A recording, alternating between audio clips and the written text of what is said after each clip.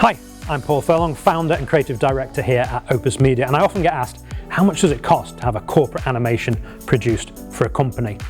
And this can depend, so I don't mean to sound obtuse, but it can depend on the style of the animation, the length of the animation. So my suggestion would be, go out and find a couple of animations that you really like and send them in.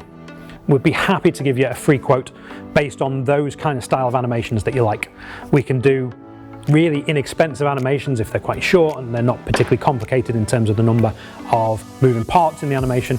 But at the same time, if it's going to be quite a long animation and there's loads of moving parts, then it can become a little bit more expensive. So go and have a look, see what you like, send it in, either give us a call, send an email, stick it on the contact form on the website.